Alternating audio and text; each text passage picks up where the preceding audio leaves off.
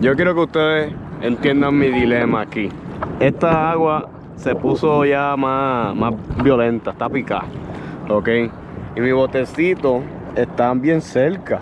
¿Ves? Mira, es bien bajito.